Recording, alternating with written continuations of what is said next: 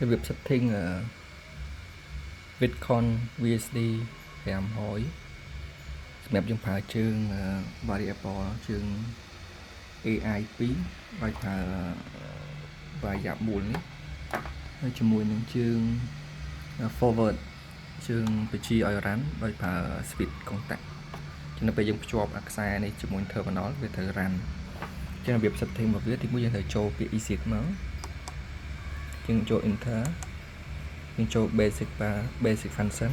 ចូលលើហ្នឹងទៅតទៅយើង scroll មកក្រោមមក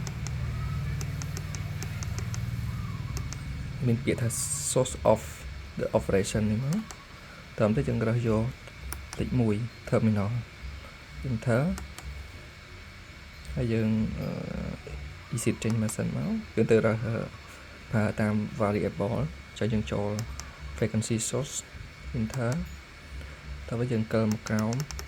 យកពាក្យថា upper limit frequency enter យើងរើសយកដោយសារតែ variable របស់យើងចូលតាមជើង AI 2ចឹងនេះយើងកើយក AI 2ជួយលេខ2 enter មកអូខេប៉ុណ្ណឹងបាទឥឡូវយើងតេស្តនៅពេលខ្ញុំភ្ជាប់កុងតាក់នេះបណ្ណាយកខំភ្ជាប់មួយ AI មួយអញ្ចឹងនេះវាត្រូវ run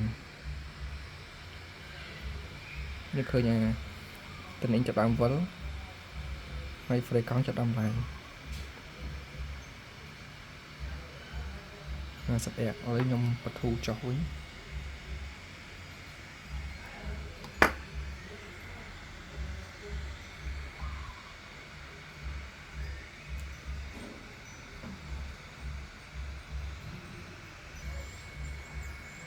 អូខេឥឡូវយើងចាប់ដើមបទូចុះវិញខ្ញុំឆែកមួយ frame កង់ធ្វើចុះហើយ